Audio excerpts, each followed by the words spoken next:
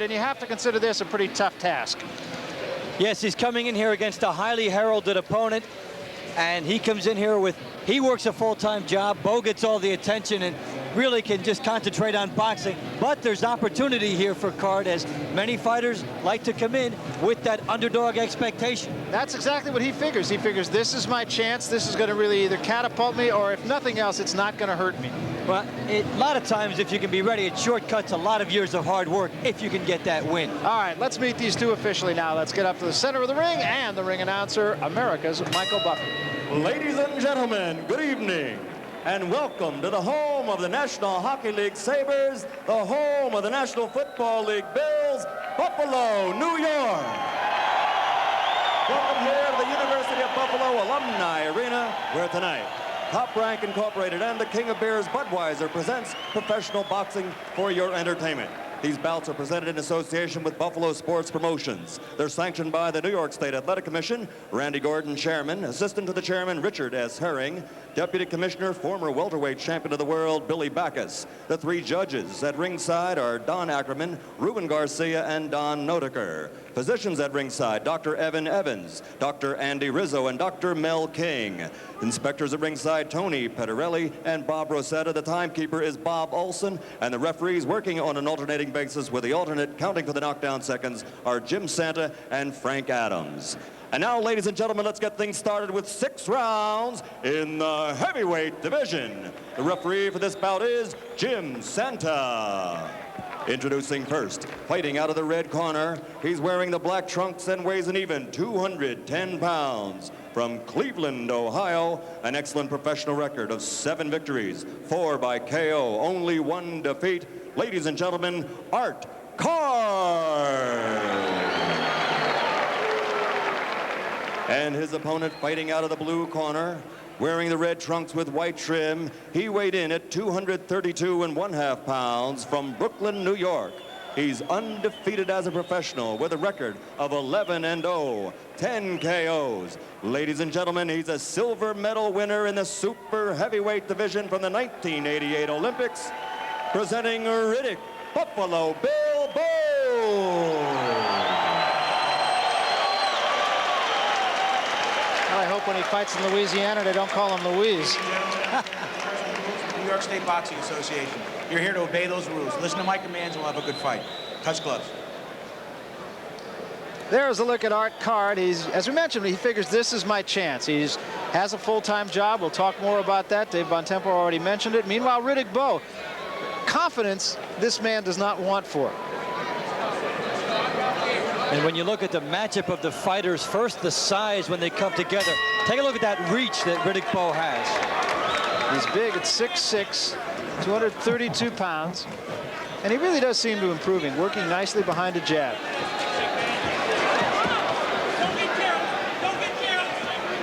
And this is probably the most dangerous part of the fight for an...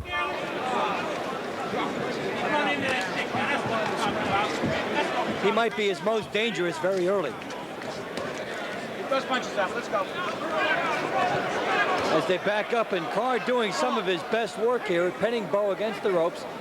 Bowe has been looking to work on some tricks. Double jabbing, going to the body a few times.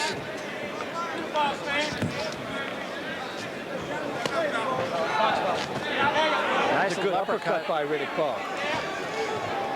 Art Card, as we've said, works from 2 o'clock in the morning till 10 o'clock in the morning at the post office in Cleveland. Then he goes to sleep for 4 or 5 hours. Then he goes to the gym. Boy, is that a difficult task.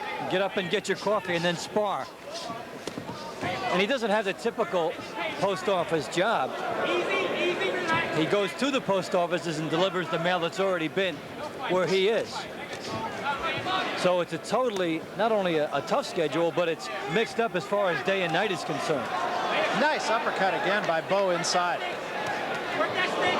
And he's coming at Card like he senses a weakness derived from that uppercut. Riddick Bowe's people, of course, have made the obligatory challenge to Tommy Morrison and to Ray Mercer. They say, we'll fight you right now. Money is of no importance. And he says, of course, no interest from either party. It's nice to make a challenge, too, when you know they're not going to accept, regardless of whatever happens. Mercer is being brought along at his pace, Morrison at his. And they're not designed ever to meet until there's some money on the line. I think basically, too, all the conversation is centered around Morrison and Mercer. And off their last performance, all of a sudden, Riddick Bowe is going to start to emerge. That's what happens the first time a fighter looks a little bit vulnerable when he goes in there. But I think it's something that will work out to their benefit in the long run. There's nothing wrong with tough fights early in one's career. Bowe has not had those. Gotten people out of there in a hurry. He wants to fight 3 more times, he says, before the end of 1989. That would make 15 fights in 9 months. A Tyson-like pace.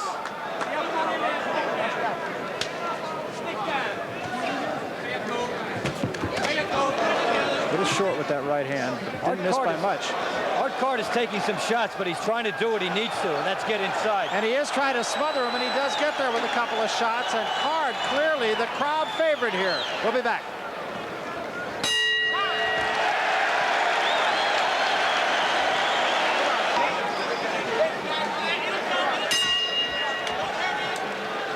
Art Card's blueprint. Get in close and land the uppercut if you can. Started to have some success with that at the end of the first round. And in Riddick Bowe's corner, boy, talk about a brain trust. He's got Eddie Futch, who has been around boxing, I think, longer than dirt. He's seen all the good, bad, and the dirt of boxing. What a wonderful guy, and what a boxing mind he is.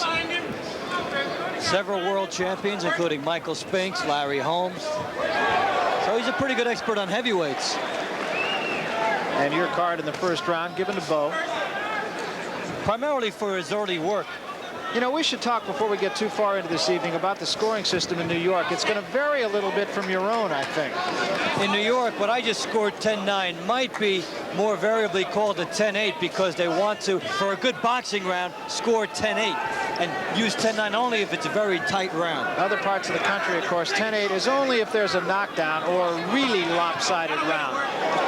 But not here. In fact, here they say it's very likely that we could even see a 10-7 round. I like the system. It brings the judges into it a little bit more and rewards the boxer. They tried to do that in New Jersey. It just didn't catch on. Right hand by Bowe. And he's starting to fight like he doesn't want the judges to enter into it at all. That chopping right hand will be there for him if he doesn't let Card smother him. Just one final note on the scoring system. On our card here, on Dave Bontempo's card, he will score it the way we scored everywhere else in the country. So there may be a little difference. Let's go. Watch the holding. Watch the holding. There's a big left hand by Bowe. It's a counter left. And Art Card took it and kept coming. That's a good sign for him. This is the most durable opponent that Bowe has had in quite a while. Yeah, I was going to say one thing about Art Card is he does look like he's come in here in reasonably good shape. Bowe came off a 1-round knockout victory, and there you see his percentage. And before that, a 4-round knockout over Gehring Lane, who he'd gotten a decision over before. Card just got a right hand in close. Actually, Card is doing some reasonably good work in close, and it almost seems like Bowe is really fighting Card's fight. He's backing up, and he's allowing Card to get those uppercuts in, which Card has to have. The shorter fighter, there's no way he can do anything unless he's at this distance. Bowe is trying to work in there as he uses the chopping rights and goes to the body a little bit. It'll be interesting to hear what Eddie Futch has to say to Riddick Bowe between these rounds, and we are going to be able to do that. Nice combination there by Bowe, but he took a left hand from Card, comes back with a left hand of his own, and now Card backs up and is in trouble.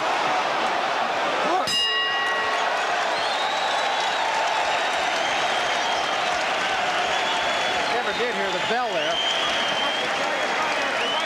I gave him 1 warning, 3 warnings, he loses 2 points, okay?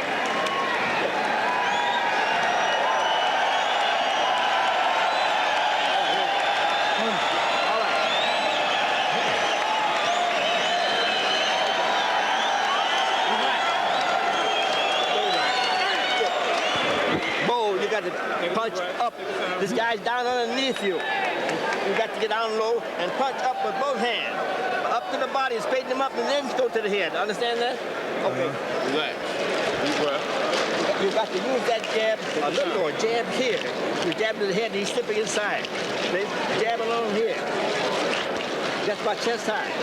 Got to punch up, says Eddie Futch. Card does his best work here, throwing the left hook and pressuring Bowe. This is where he threw the uppercuts earlier in the round.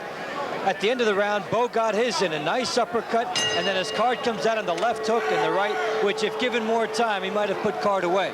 So now let's see if Riddick Bowe goes to school on what Papa Smurf, as he calls Eddie Futch, told him.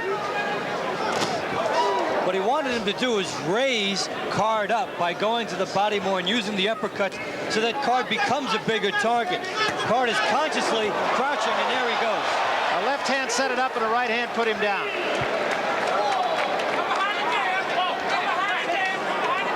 The continuation that was there at the end of round 2. Bowe ran out of time. Card is in big trouble now. Yeah, his legs are gone now. A long way to go in the round. Nice uppercut. That is exactly what Eddie Futch said. You heard it. Now you see that Card is a bigger target. He's standing higher, and a chopping right hand thrown down at him now can land. And some good body work by Bowe as well. In the first couple rounds, Bowe was going over the top with that right hand, but if Card stands up, he's a bigger target. He'll get hit. 2 uppercuts again.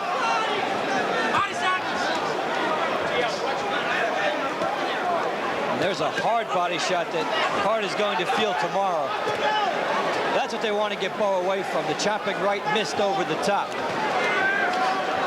I also thought what Eddie Futch said about throwing his jab at the man's chest rather than at his head is an interesting strategy. He wants Card reacting to that jab and doing anything to lift himself up to get into the path of a right hand. Card has to crouch low and come in there like a little fireball, which he did before he got hit.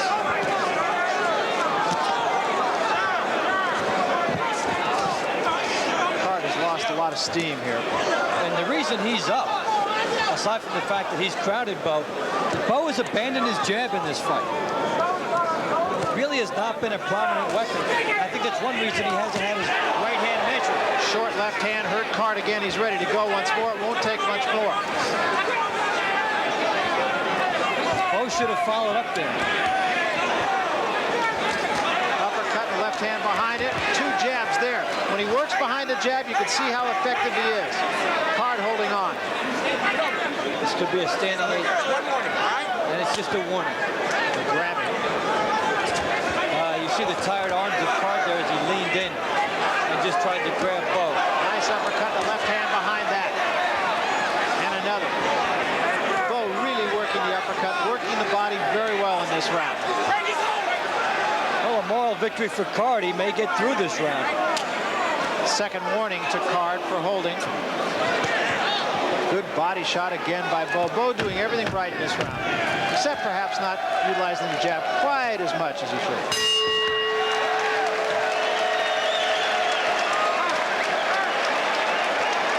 Card heading for a neutral corner, so.